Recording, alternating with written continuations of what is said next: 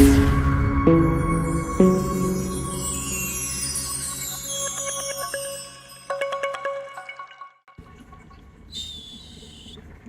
datang di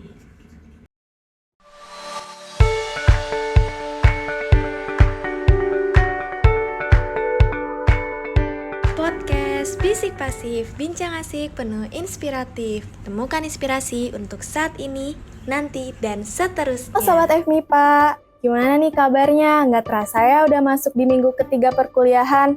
Oh iya, gimana nih praktikumnya? Laprak aman nggak? Semoga masih aman ya.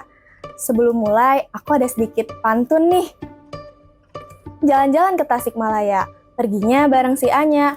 Halo Sobat FMIPA, aku Najwa Maisa, salam kenal semuanya. Dan selamat datang di podcast Bisik Pasif, bincang asik penuh inspiratif dari Departemen Keilmuan, Kajian, dan Aksi Strategis. Di sini aku nggak sendirian loh, ada seorang narasumber yang bakal nemani kita selama podcast ini. Beliau adalah Ibu Indah Ria Sulistiarini, SPSI, MA Psikolog. Beliau adalah dosen psikologi FPSB UII. Beliau juga pernah menjadi presenter dalam beberapa acara konferensi nasional dan internasional. Selain itu, beliau juga pernah menjadi pemakalah pada Forum Ilmiah Psikologi Indonesia.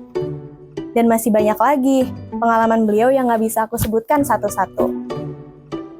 Di sini, beliau akan memberikan banyak inspirasi dan motivasi untuk kita semua, khususnya pada kalangan mahasiswa. Ibu, boleh disapa dulu Sobat FMIPA-nya?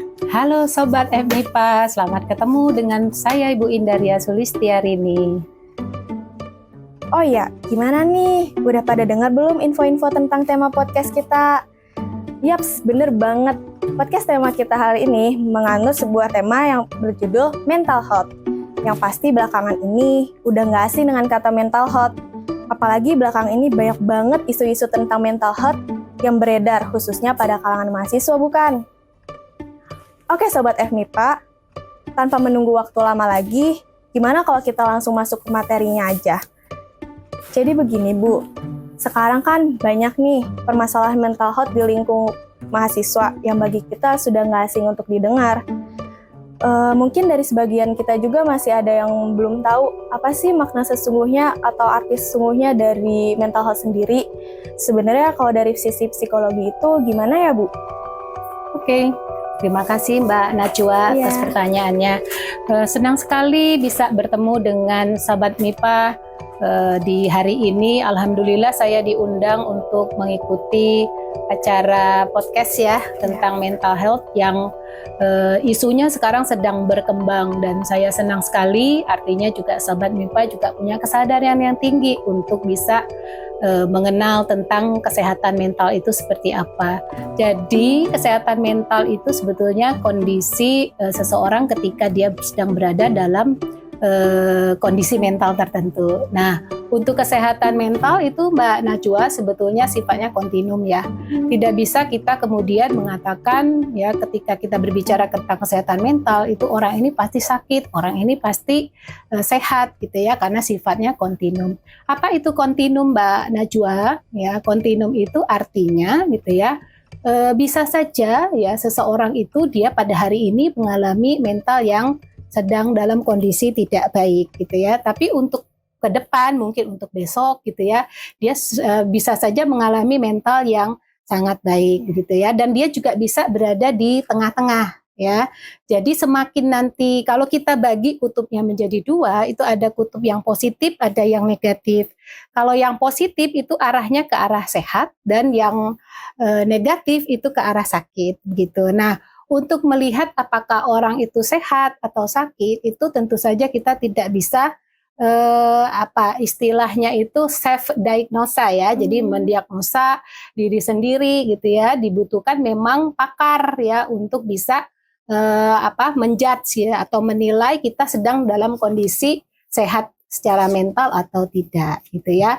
Tetapi untuk lebih mudahnya ya kita melihat ya adik-adik semua gitu ya, ada beberapa indikator ya yang menunjukkan bahwa kita itu termasuk dalam kondisi sedang sehat secara mental atau tidak ya.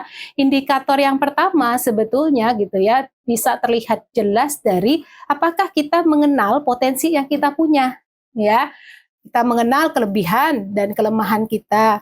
Karena kadang-kadang kita terlalu overthinking ya, menganggap semua yang ada pada diri kita itu kelemahan semua sampai kita lupa ya melihat kelebihan ya pada diri kita. Atau bisa jadi ya kita melihat semuanya kelebihan. Kalau dalam psikologi ada kepribadian namanya narsistik ya. Jadi dia saking melihat kelebihan yang ada pada diri dia gitu ya, dia meremehkan orang lain gitu ya, menganggap diri lebih gitu ya.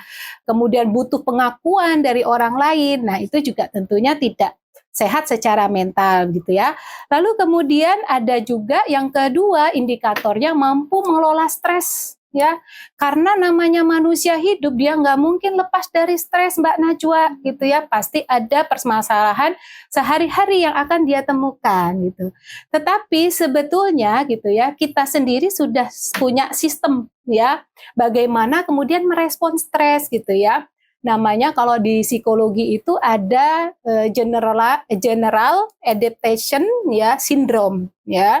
Jadi ada 3 tahapan sebetulnya. Yang pertama itu adalah alarm ya. Alarm itu ya ketika kita sedang berada pada kondisi tidak nyaman gitu ya.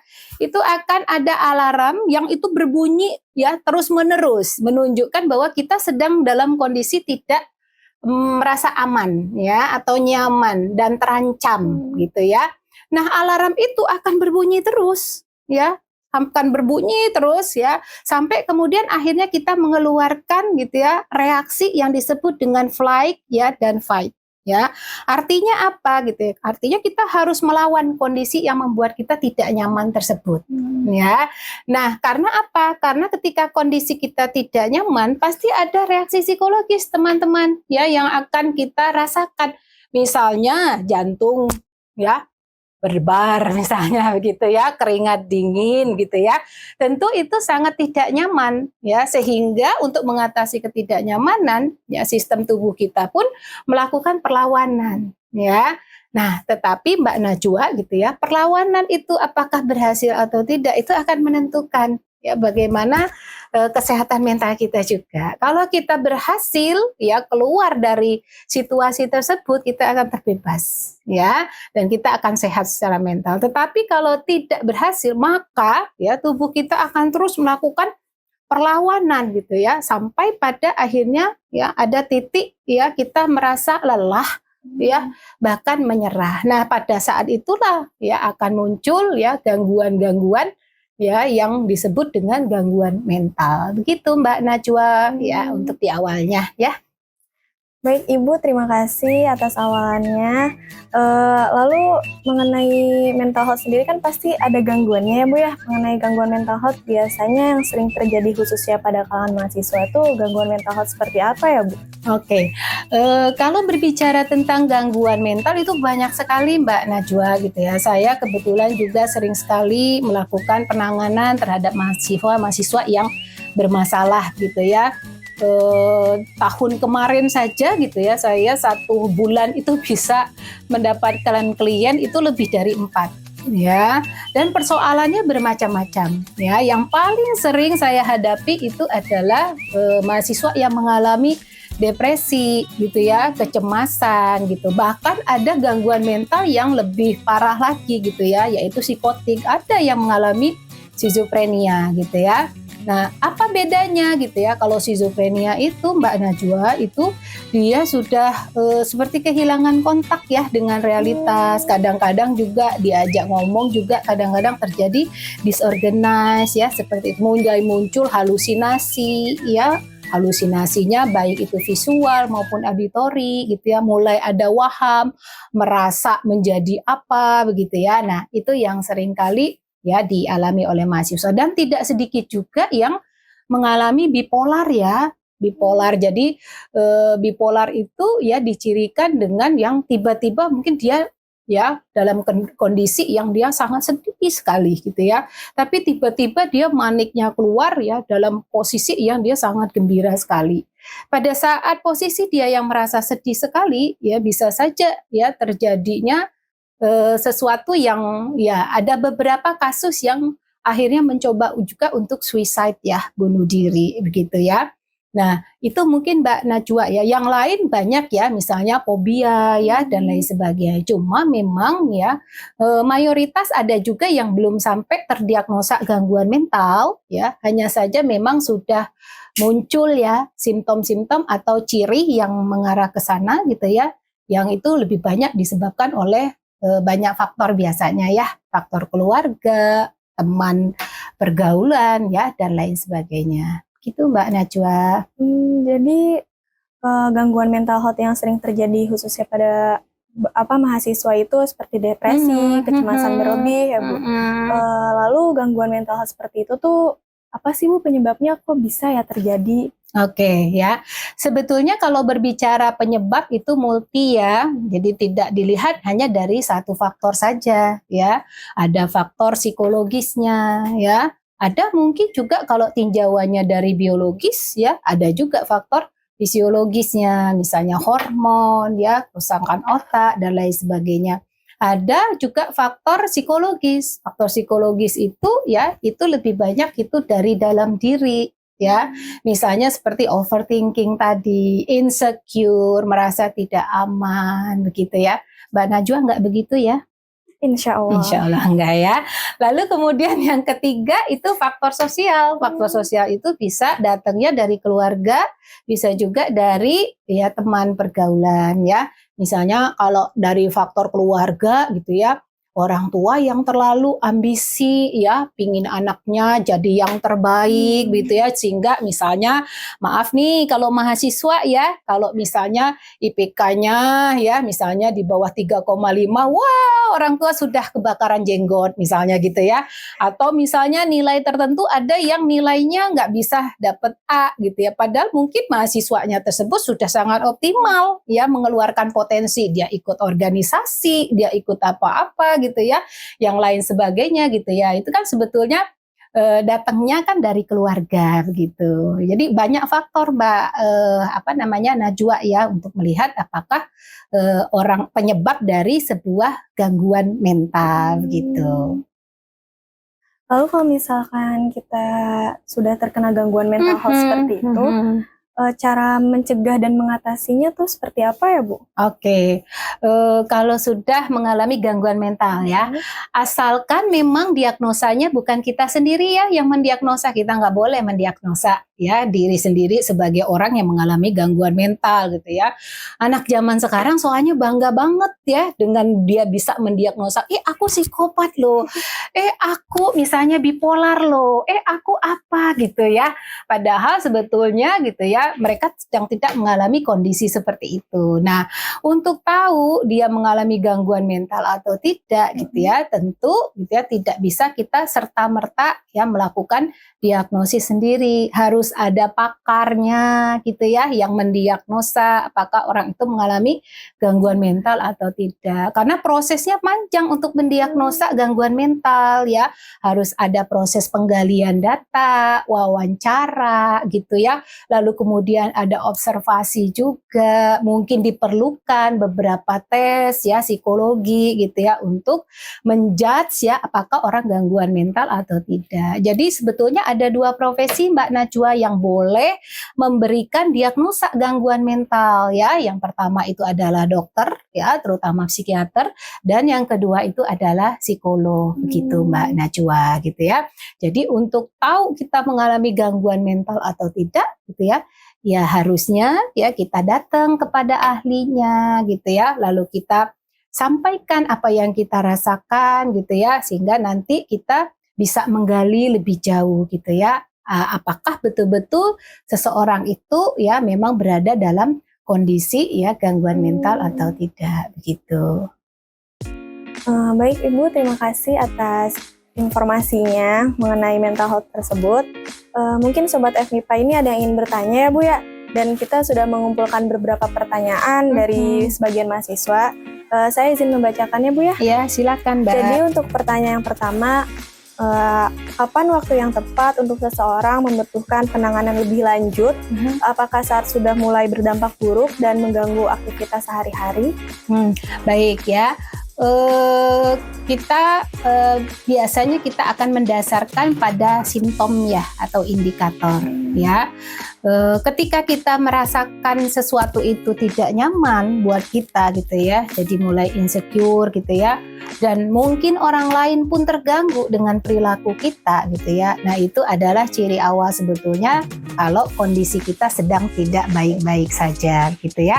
Jadi misalnya ya yang paling gampangnya misalnya cemas yang berlebihan, atau misalnya perilakunya nggak mau ketemu orang banyak gitu ya, lebih banyak kemudian akhirnya apa, lebih nyaman di kamar gitu ya, mengurung diri di kamar gitu ya, males berinteraksi dengan orang lain gitu ya.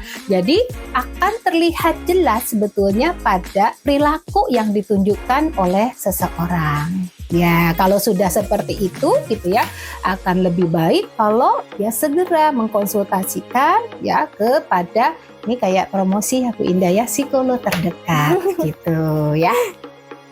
Untuk pertanyaan keduanya, Ya. jadi begini Bu, biasa kan mental health juga seperti yang sudah Ibu singgung di awal dipengaruhi oleh lingkungan baik pertemanan maupun keluarga. Semisalkan kita berada di posisi tersebut, bagaimana cara kita untuk menjaga mental health? Seperti itu, misalkan ada tips dari Ibu sendiri, kayak caranya bagaimana ya Bu? Oke. Sebetulnya untuk memanage diri itu ya ada 4 yang bisa dilakukan. Yang pertama ya menghindar. Ya, menghindar itu tidak selalu buruk. Kalau menghindar secara terus-menerus, ya avoidant itu buruk. Tetapi misalnya menghindari sesuatu agar tidak terjadi konflik yang lebih besar, mungkin kita butuh untuk menenangkan diri terlebih dahulu gitu ya, sebelum bertemu dengan orang misalnya atau lingkungan yang membuat kita merasa tidak nyaman, itu lebih baik dilakukan gitu, daripada kemudian kita langsung berhadapan tapi emosi kita sedang tidak baik-baik saja gitu ya. Lebih baik kita mengambil sedikit langkah untuk mundur ke belakang ya, supaya kita bisa lebih tenang, berpikir lebih jernih gitu ya, supaya nanti kita bisa berinteraksi dengan nyaman dan lingkungan pun tidak merasa terganggu dengan kehadiran kita gitu ya.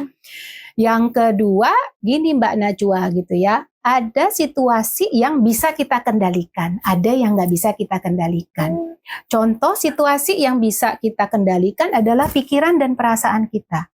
Yang tidak bisa kita kendalikan adalah lingkungan, ya. Misalnya nih, ya, nih sobat-sobat ya, sobat MIPA ya, misalnya kita berhadapan dengan seseorang yang kalau bahasa Jawanya jelei ya, karakternya unik gitu ya, bikin kita sebel gitu ya.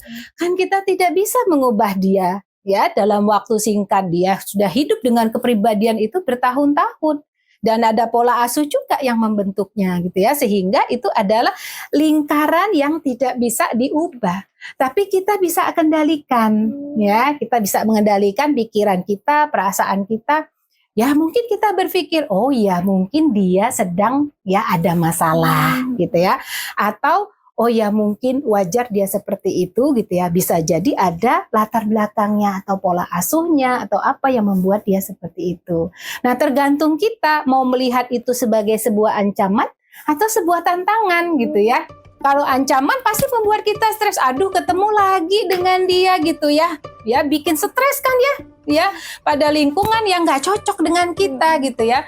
Tapi kalau kita menganggapnya sebagai sebuah tantangan, nggak apa-apa gitu ya, semakin kita banyak berhubungan dengan orang yang seperti ini, maka saya akan semakin banyak belajar.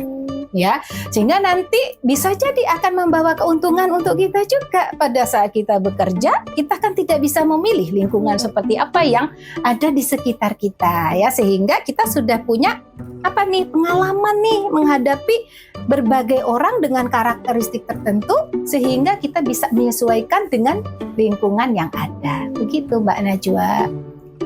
Baik Ibu, kita ke pertanyaan yang terakhir. Di pertanyaan terakhir, bagaimana cara mengatasi kecemasan akan sesuatu yang belum terjadi, seperti mahasiswa yang sering berpikir berlebihan dan takut akan perkuliahan padahal belum memulainya. Oke, ya, itu namanya kalau dalam psikologi namanya cemas, ya, kecemasan. Kita perlu menelusuri dulu nih, ya. Apa nih yang membuat dia jadi overthinking ya? Jangan-jangan dia punya pengalaman ya yang nggak menyenangkan dulu gitu ya, sehingga itu membuat dia membawa pengalaman yang dulu gitu ya ke sekarang gitu. Nah, perlu kita cari tahu dulu penyebabnya apa tuh kira-kira gitu ya. Baru kita bisa mengatasi ya persoalan yang dia hadapi begitu Mbak Najwa ya.